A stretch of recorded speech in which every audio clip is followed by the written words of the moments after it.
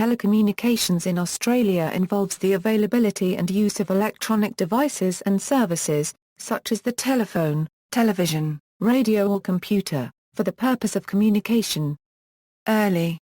Following federation, the colonial networks were transferred to the Commonwealth and became the responsibility of the first Postmaster General, a federal minister overseeing the Postmaster General's department that managed all domestic telephone, telegraph and postal services.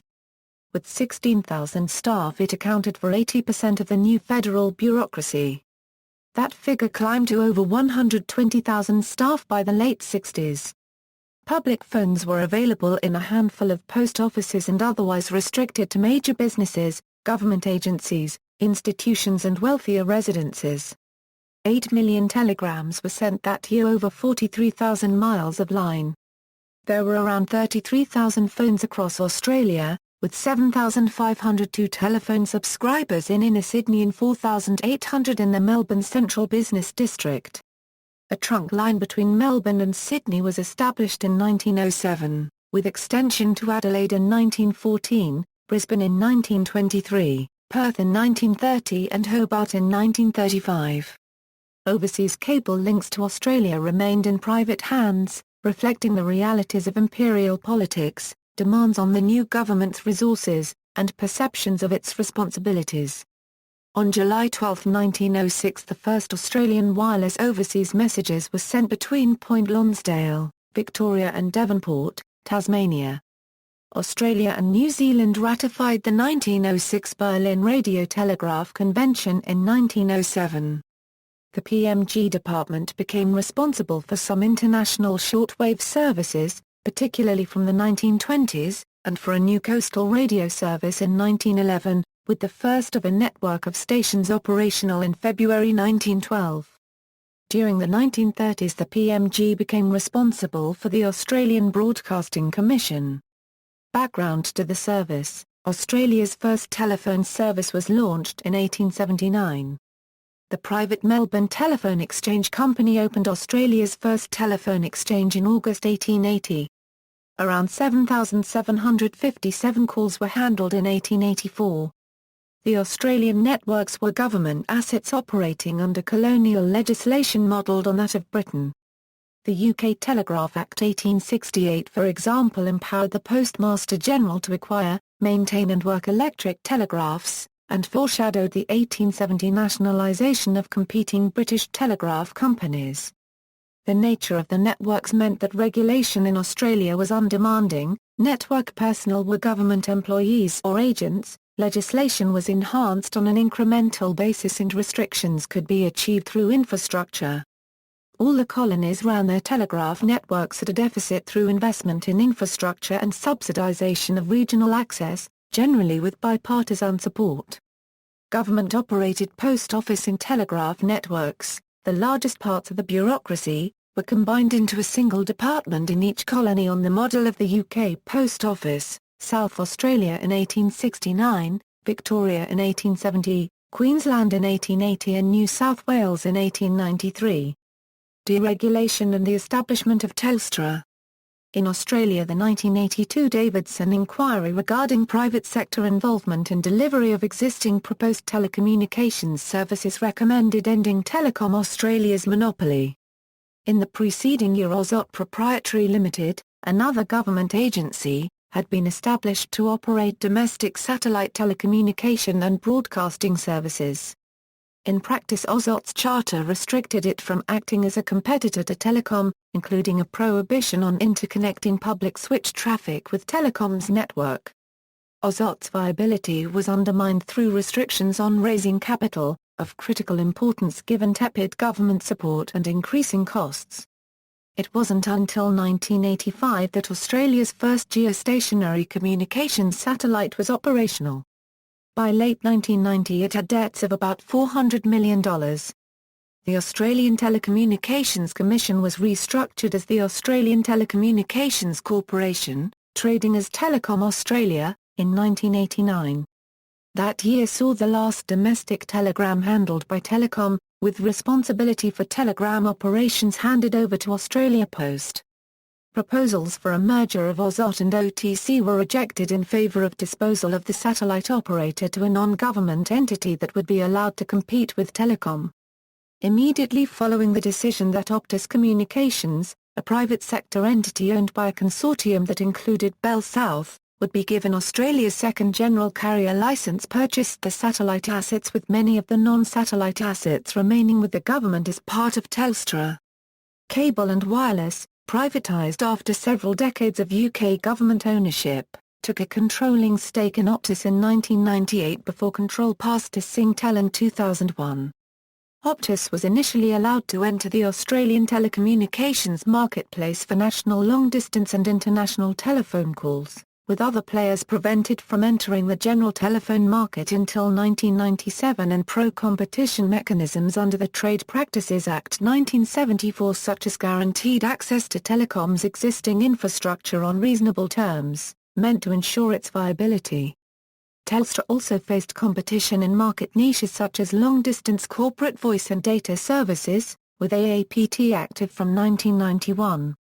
MCI Communications, later absorbed by WorldCom, was an early major shareholder of AAPT but departed in 1994. New Zealand's Todd Corporation took a 24.5% stake in AAPT in 1992. In 1995, AAPT launched a mobile phone service, using Vodafone as its network supplier, acquired a 50% of Australian ISP Connect.com.au Proprietary Limited and bought Newsnet ITN. In the same year, Singtel acquired a 24.5% shareholding in AAPT. In 1996, AAPT bought 40% of Cellular One Communications, followed by QNET Communications. In that year it gained a carrier license, offering long-distance services to the residential market and building communications networks for the South Australian and Victorian governments.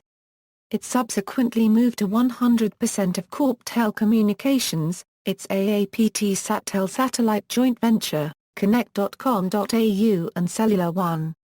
U.S. operator Primus acquired AXA Corp in 1997, gaining a carrier's license and expanding into Internet services. AOTC was rebadged as Telstra Corporation in 1993, trading internationally as Telstra from that year and domestically as Telstra from 1995. International expansion was wound back in 1997-98. In 1996, Telstra recorded the largest profit in Australian corporate history, some $3.8 billion, and was partly privatised in November 1997 through sale by the Commonwealth of around 33.3% of its shareholding. Australia's telecommunications market was formally opened to full competition in July 1997, with removal of restrictions on the number of licensed operators and anti-competition mechanisms. The new regime featured a single national phone numbering scheme and any-to-any connectivity requirements, with the expectation that mobile phones, fixed-line phones and other devices would be able to communicate with each other irrespective of whether the service was provided by Telstra or one of its competitors. A further 16.6% was sold by the Commonwealth in September 1999. But the sale of the government's remaining 50.1% stake required legislation. In November 2006, the government sold an additional 33% stake, with the remaining 17% being placed in a future fund, of which the Commonwealth is the primary shareholder.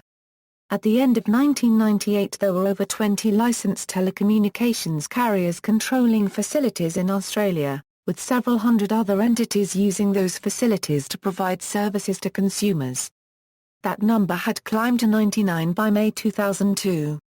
The Australian Communications Authority estimated that the benefits to consumers of telecommunications services from competition in 2000 January were between $5.5 billion and $12 billion. Some of Telstra's overseas ventures had proved unsuccessful, with withdrawal from some Southeast Asian markets and major write-downs of joint venture investments such as the $2.7 billion Reach undersea cable with Hong Kong-based PCCW.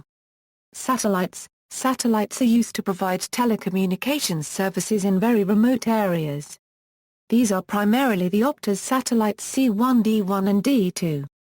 There are also a number of satellite earth stations, which provide access points into the Australian networks. Intelsat has 10 Earth stations, 4 on the Indian Ocean and 6 on the Pacific Ocean. Inmarsat has 2 Earth stations, which serve the Indian and Pacific Ocean regions. Singtel Optus Earth stations has several Earth stations located in the major cities.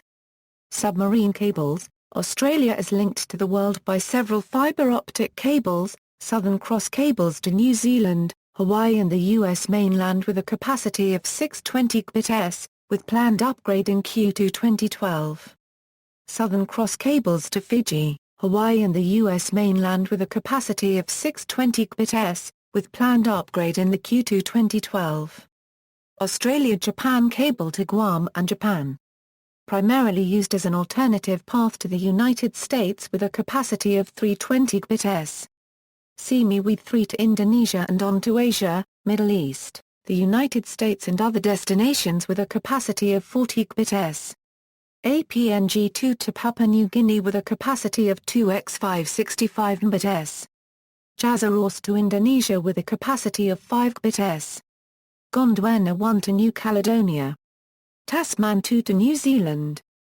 PPC 1 to Guam with lit capacity of 80 Gbps, and potential capacity of 2.56 Gbps. Telstra Endeavour to Hawaii with a capacity of 320 Gbps. Internet and broadband. National Broadband Network. References